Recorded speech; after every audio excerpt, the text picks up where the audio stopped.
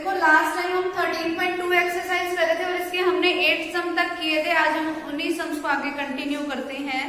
देखो 9th सम क्या है हमारे पास, find the coordinates of the point where the line passing through 1 3 4 and 2 -4 6 crosses the xy plane. मुझे किसी एक पॉइंट के कोऑर्डिनेट्स को फाइंड आउट करना है, किसी पॉइंट के जो कोऑर्डिनेट फाइंड आउट करने हैं। मान लो वो कोई पॉइंट है P जिसकी मुझे कोऑर्डिनेट्स निकालने हैं और उसके कोऑर्डिनेट्स को मैंने नाम दे दिया XYZ। ठीक है, अब आगे हमें बोला क्या है, where the line passing through these 2 points. और ये जो लाइन है वो कौन से 2 पॉइंट से पास आउट होके जा रही है। एक हमारे पास पॉइंट है 1 3 4, दूसरा हमारे पास पॉइंट क्या है 2 -4 एंड 6। इट मीन्स कि ए वेक्टर की हमारे पास वैल्यू है i cap plus 3j cap plus 4k cap. B vector की हमारे पास वैल्यू क्या है 2i cap -4j cap plus 6k cap.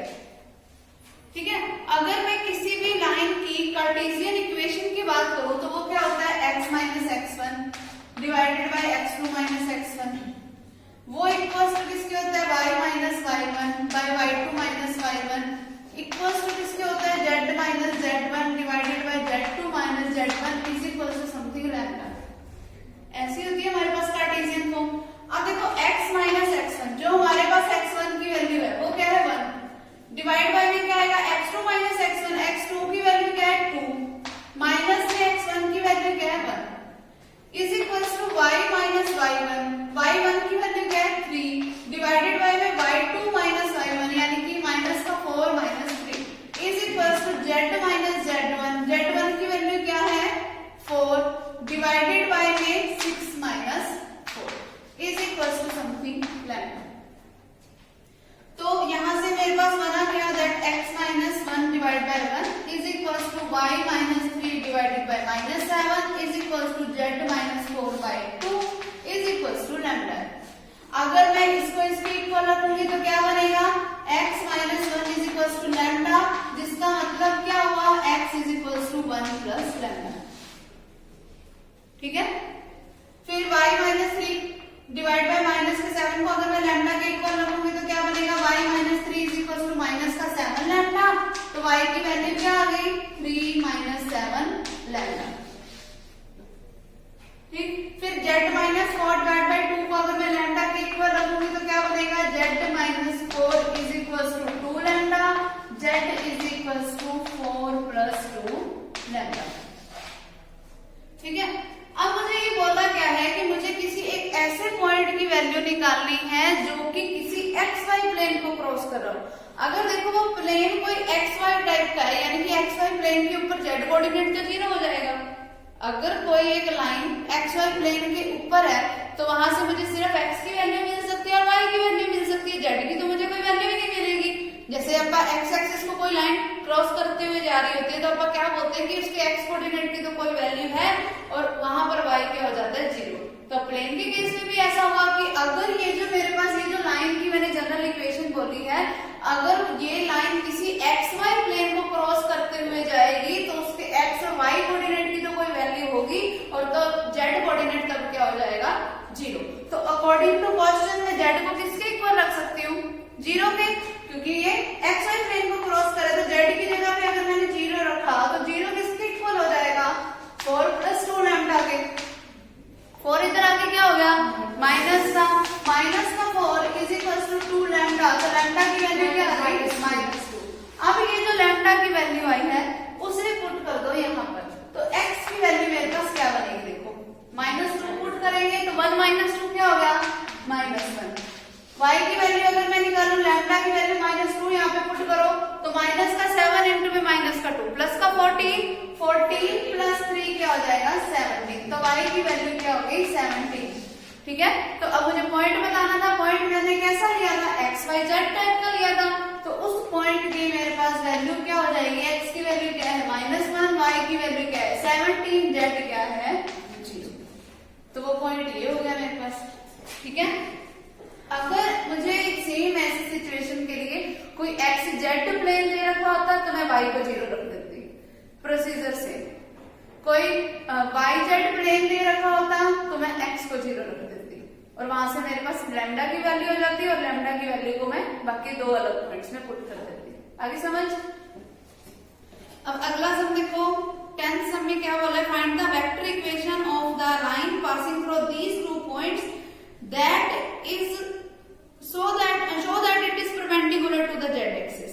मुझे किसी एक लाइन की वेक्टर इक्वेशन निकालनी है जो कि इन दो पॉइंट से पास आउट होकर जा रही है और मुझे ये बताना है कि ये जो लाइन है वो ऐसी है जो कि z एक्सिस के परपेंडिकुलर है। अगर देखो मैं z एक्सिस के परपेंडिकुलर की बात करूं, z एक्सिस देखो हमारे पास तीन तरीके की एक्सिस होती है, एक होती है x एक्सिस, एक होती है y और एक होती है z। अगर कोई एक लाइन जो है वो z एक्सिस के परपेंडिकुलर है तो वो पैरेलल किसकी होगी, कोई xy टाइप के प्लेन के, z के परपेंडिकुलर हो गई हो तो पैरेलल किसकी हो जाएगी, कोई xy टाइप के प्लेन की। ठीक है, तो जो इसके कोऑर्डिनेट्स आएंगे वो कोई xy टाइप के होंगे। अब मुझे ये शो करके बताना है कि ये जो है वो परपेंडिकुलर होएगी किसी z एक्सिस के, ये शो करना है। अगर कोई लाइन को मुझे z एक्सिस के परपेंडिकुलर शो करना है मतलब उनके बीच का एंगल क्या होना चाहिए, 90 डिग्री शो करना है। ठीक है, अब कोई एक z एक्सिस की अगर मैं बात करूं, z एक्सिस कैसी हो जाएगी, z एक्सिस के ऊपर x भी 0 y भी 0, जिसका z का जो डायरेक्शन रेशियो होगा उसकी वैल्यू क्या होगी 1।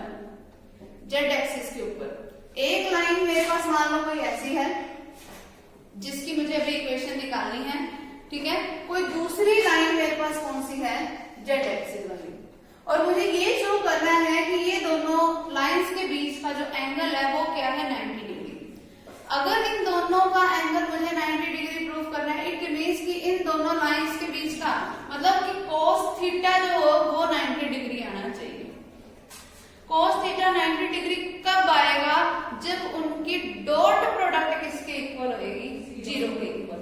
तो इस लाइन के इस z एक्सिस के तो डायरेक्शन रेशियोज तो मुझे पता है 0 0 1, तो मैं इस पर्टिकुलर लाइन के डायरेक्शन रेशियोज निकाल लेती हूँ। किसी एक लाइन के डायरेक्शन रेशियोज निकलते कैसे हैं कि टर्मिनल पॉइंट में से मैं इनिशियल पॉइंट को क्या कर दूं, माइनस, दो पॉइंट्स मुझे दे रखे हैं, पहला पॉइंट मैं इनिशियल पॉइंट ले लेती हूँ, दूसरा पॉइंट मेरा क्या हो जाएगा, कोई टर्मिनल पॉइंट, बस उसमें से सेकंड पॉइंट में से फर्स्ट को माइनस कर दो, वो मेरे वाले के फर्स्ट के लाइन के डायरेक्शन रेशियोज आ जाएंगे। फिर उनकी सिंपली डॉट प्रोडक्ट करवानी, मतलब a1 की a2 के साथ multiplication plus b1 b2 plus c1 c2 किसके इक्वल आना चाहिए, 0। अगर वो 0 आ गया तो वो परपेंडिकुलर है, अदरवाइज वो नहीं है। आगे समझ। अगला देखो 11 sum, the points a b c are the 3 vertices of the parallelogram ABCD। कि कोई भी एक पैरेललोग्राम है A B C and D। अब A पॉइंट मेरे पास क्या है 1 3 4, B पॉइंट है मेरे पास -1 6 एंड 10, फिर C पॉइंट मेरे पास क्या है माइनस का 7 4 एंड 7, D पॉइंट मुझे नहीं पता। ठीक है, find the vector and Cartesian equation of the line AB and BC। मुझे AB और BC की वेक्टर इक्वेशन भी निकालनी है और कार्टेशियन इक्वेशन भी निकालनी है। देखो अगर मुझे A और B दोनों पॉइंट्स पता है तो मैं AB की वेक्टर इक्वेशन निकाल सकती हूँ। R वेक्टर किसके इक्वल होता है, A vector plus lambda times of B vector minus A vector करके। ठीक है, तो बस उससे मेरे पास क्या आ जाएगी, किसी AB लाइन की वेक्टर इक्वेशन। और वेक्टर इक्वेशन को तो कार्टेशियन इक्वेशन में हमें चेंज करना ही आता है कि दो वेक्टर्स को हम उनका क्या लिख देंगे, अगर दो वेक्टर इक्वल कब होते हैं, जब उनके कोफिशिएंट सेम हो, तो उसकी कार्टेशियन इक्वेशन भी निकल जाएगी।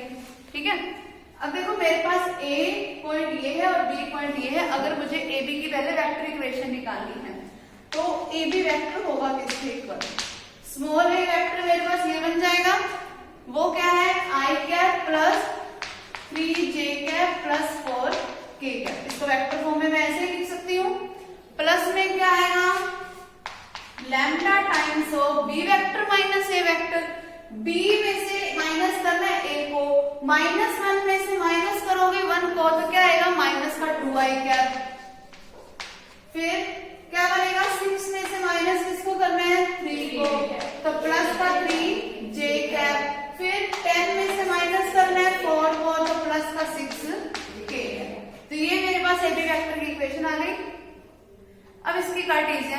निकाल दो कार्टेशियन फॉर्म, इसको कोई एक्स आई कैप प्लस वाई जे cap plus Z K cap के इक्वल रखूंगी, आई कैप वाले पहले राइट साइड में मैं इकट्ठे कर लूंगी, क्या बनेगा 1 माइनस 2 लैम्डा इंटू में आई कैप, फिर 3 प्लस 3 लैम्डा इंटू में J cap plus 4 plus 6 lambda into में के कैप, और इक्वल से किसके रखूंगी X I plus Y J plus Z K cap. ठीक है, अब मेरे पास इसको चेंज हो जाएगा ना, ये तो कार्टेशियन इक्वेशन में, तो ये तो सिंपली करना है, पहले ए बी की निकालनी है, फिर मुझे किसकी निकालनी है बी सी की, बी और सी पॉइंट भी मुझे डायरेक्ट पता है, तो डी और सी की भी इक्वेशन निकल जाएगी सेम इसी तरीके से। ठीक है, अब अगली बात आती है इसमें आगे क्या पूछा है, find the coordinates of the fourth vertex D, D के कोऑर्डिनेट्स मुझे निकालने हैं। अब तुम्हें पैरेललोग्राम की प्रॉपर्टी पता है कि पैरेललोग्राम में होता क्या है कि जो इसके डायगोनल्स होते हैं ना वो एक दूसरे को कंप्लीटली बाइसेक्ट करते हैं। पैरेललोग्राम के जो डायगोनल्स होते हैं वो एक दूसरे को कंप्लीटली बाइसेक्ट करते हैं। इट मींस कि इन दोनों डायगोनल्स का जो मिड पॉइंट होएगा वो क्या होएगा सेम, कि मतलब मैं ए सी का मिड पॉइंट निकाल लूं, बी डी का मिड पॉइंट निकाल लूं, दोनों सेम आएगा हमेशा। मान लिया मेरे को डी का वैल्यू नहीं पता, मान लिया डी के जो कोऑर्डिनेट्स हैं वो कुछ है ए बी और सी। ठीक है, तो अगर मैं मिड पॉइंट ऑफ ए सी निकालूं तो मिड पॉइंट निकालने का तरीका क्या होता है कि सारे कोऑर्डिनेट्स को ऐड करते जाओ, डिवाइड किससे करो 2 से। तो अगर ए सी की बात करूं, ए सी में ए पॉइंट मेरे पास है क्या 1 3 4, और मेरे पास जो सी पॉइंट है वो क्या है माइनस का 7 4 7। तो AC का मिड पॉइंट निकालते हैं, इज इक्वल टू क्या बनेगा 1 minus 7/2।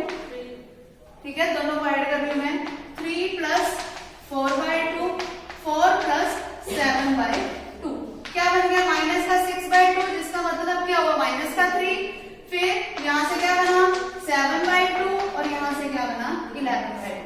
Mid point of AC आ गया। अब मिड पॉइंट ऑफ क्या निकालूंगी मैं बी, जिसमें मेरे पास जो बी पॉइंट है वो क्या है -1 6 और 10, और डी पॉइंट मेरे पास क्या है ए बी और सी। तो इन दोनों को ऐड करो क्या बनेगा a माइनस 1/2, फिर b में ऐड करो 6 को तो b प्लस 6/2, फिर c में ऐड किसको करोगे 10 को तो c प्लस 10/2। अब पैरेललोग्राम की प्रॉपर्टी क्या होती है कि मिड पॉइंट सेम होते हैं दोनों के, तो दोनों के एक्स कोऑर्डिनेट्स को इक्वल रखो, फिर y को इक्वल रखो, फिर z को इक्वल रखो।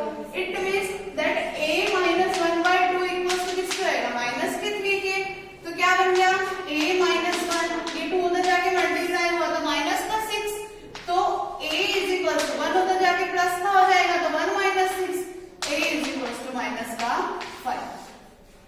ठीक है, फिर अब y वाले को इक्वल रखो, यानी कि 7/2 जो है वो इक्वल टू किसके होएगा b प्लस 6/2 के, 2 से 2 cancel, 7 is equal to b plus 6, 6 इधर आके माइनस हो जाएगा, b की वैल्यू 1।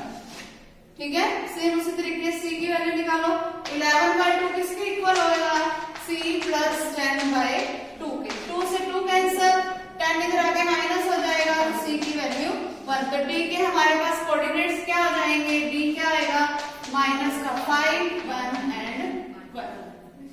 ठीक है, तो ये इसका आंसर हो जाएगा, ये हमारा फोर्थ वर्टेक्स निकल गया। क्लियर, नेक्स्ट सम देखो,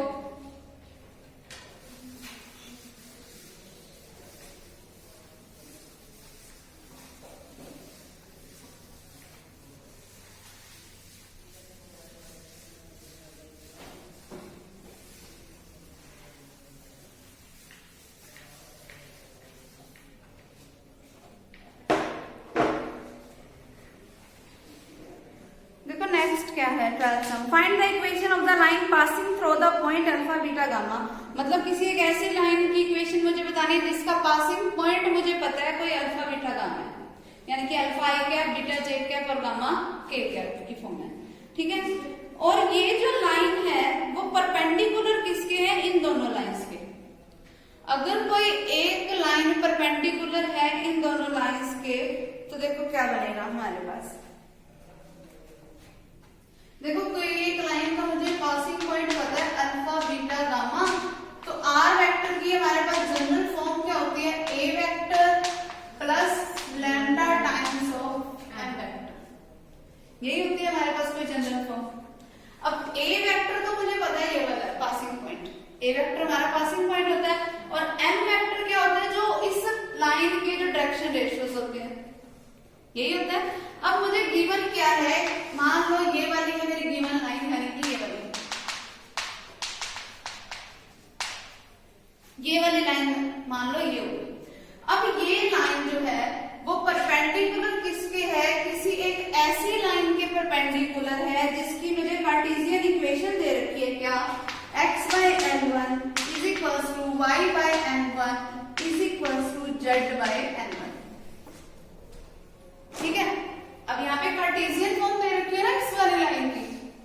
अब देखो जो हमारे पास जो कार्टेशियन इक्वेशन होती है, तो जो नीचे की टर्म होती है वो इस सेकंड वाली लाइन के डायरेक्शन रेशियोज ही बन गए। अगर ये दोनों लाइनें एक दूसरे के परपेंडिकुलर है तो इनकी डॉट प्रोडक्ट यानी कि इनकी simply multiplication a1 a2 plus b1 b2 plus c1 c2 किसके इक्वल होएगा, 0 के इक्वल होएगा। अब इसमें a1 की वैल्यू को कुछ मान लो लेट कर लिया मैंने, कोई m वेक्टर जो है मेरा वो किसी l m और n के इक्वल है, मतलब l m n के उसके कोऑर्डिनेट्स जो डायरेक्शन रेशियोज है वो मैंने l m n ले लिए। अब क्योंकि ये दोनों परपेंडिकुलर है तो इनकी डायरेक्शन रेशियोज की डॉट, अब ये इसमें कंफ्यूजन मत क्रिएट करना खुद के लिए कि l m n ले लिया तो मतलब ये डायरेक्शन कोसाइंस ली है मैंने।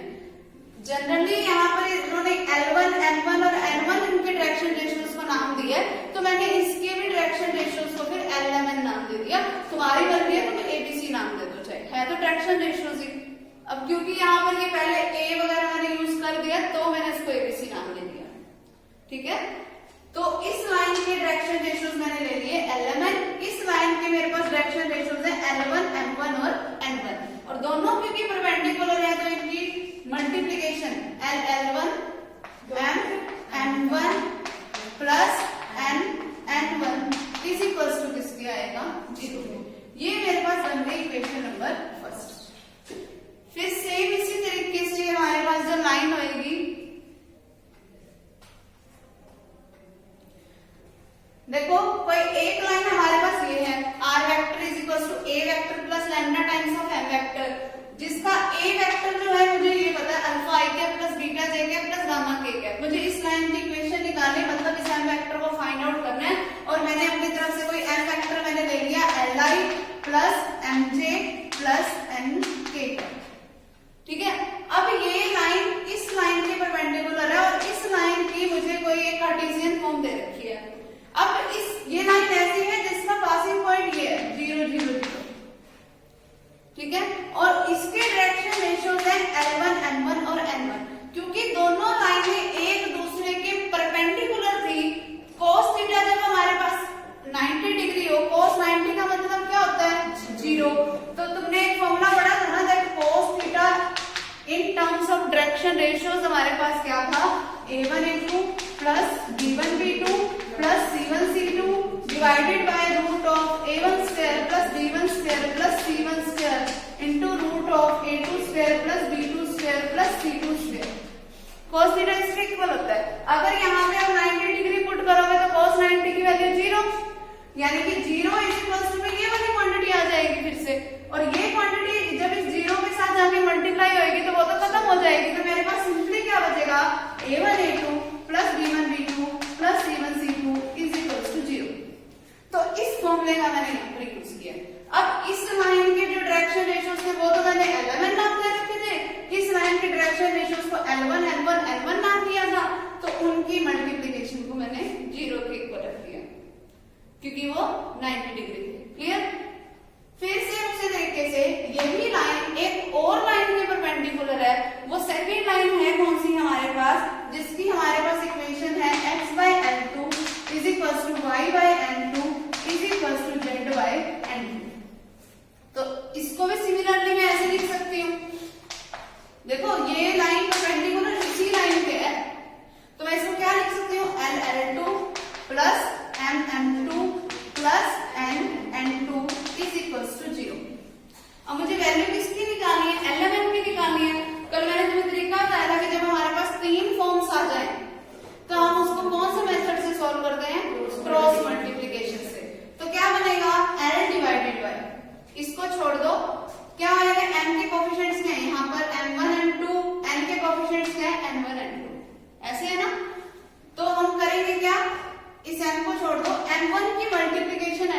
साथ, माइनस में क्या आएगा n1 की मल्टीप्लीकेशन m2 के साथ,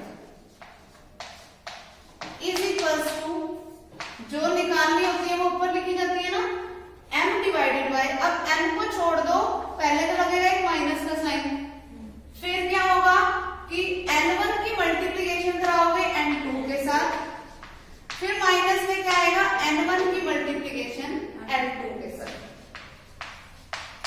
is equals to n divided by में क्या आएगा, अब इसको छोड़ देंगे हम, क्या बनेगा l1 की m2 के साथ, फिर माइनस में क्या आएगा m1 की m2 के साथ। ठीक है, अब मान लो ये जो तीनों चीजें हैं वो किसी के इक्वल है, क्योंकि तीनों आपस में इनका तीनों का रेशियो सेम है, तो मान लिया वो किसी के इक्वल है, मुझे नहीं पता किसके इक्वल है, मैंने अपनी तरफ से कोई कांस्टेंट के इक्वल रख दिया। तो अगर मैं इन दोनों का आपस में इक्वल रखूं, फर्स्ट और फोर्थ को, क्योंकि चारों टर्म्स ही आपस में इक्वल है, तो मैं फर्स्ट और फोर्थ को इक्वल रख सकती हूँ, तो यहाँ से मेरे पास l की वैल्यू क्या आ गई, k टाइम्स ऑफ ये क्वांटिटी उस k के साथ जाके मल्टीप्लाई हो जाएगी, तो l की वैल्यू क्या है k times of m1 n2 minus m2 n1। n की वैल्यू क्या आएगी वो देखो, इसको उधर लेके जाओगे, ये माइनस की भी मैं अंदर मल्टीप्लाई करवा के लिख रही हूँ, तो k टाइम्स ऑफ क्या आएगा, माइनस की वजह से ये क्वांटिटी प्लस की हो जाएगी और ये माइनस की, तो क्या बनेगा l2 n1 माइनस से क्या आएगा l1 n2। फिर n की वैल्यू क्या आएगी मेरे पास, इसको उधर ले जाओ मल्टीप्लीकेशन में, तो क्या आएगा n is equal to k times of l1 m2 minus l2 m1। अब ये l1 की वैल्यू आ गई, अब इन वैल्यूज को सिंपली हमें करना यहाँ पे है, यहाँ पर पुट करना, तो मेरे पास r वेक्टर देखो बन क्या जाएगा, r वेक्टर होगा किसके इक्वल, पहले पासिंग पॉइंट लिखा जाएगा, पासिंग पॉइंट क्या है अल्फा बीटा और गामा, तो इसको लिख दो alpha A cap plus beta J cap plus gamma के कैप। ठीक है, फिर प्लस में अब यहाँ पर जैसे हमने जनरल फॉर्म के लिए लैम्डा लगा रखा था ना, इक्वल रख रखा है इस केस में, तो k लगा दो, कांस्टेंट ही लिखना है हमने तो। ठीक है, तो प्लस का k टाइम्स ऑफ, सब में से k कॉमन आ रहा था वैसे भी, तो k बाहर ले लिया, फिर पहला डायरेक्शन रेशियो क्या है m1 n2 minus m2 n1 into में i कैप। ठीक है, फिर प्लस में ये वाला लिख दो, इसके साथ इंटू में जे कैप लगा देना, फिर प्लस में ये लिख दो और इसके इंटू में के कैप लगा देना, वही हमारे पास लाइन की इक्वेशन हो जाएगी। ठीक है,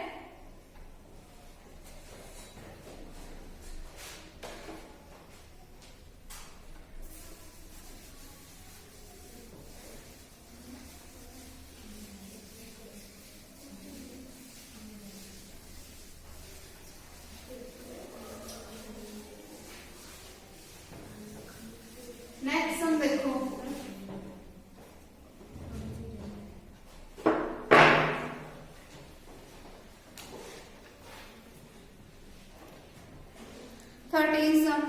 Find the equation of the line passing through these two points, these one point and perpendicular to these two lines.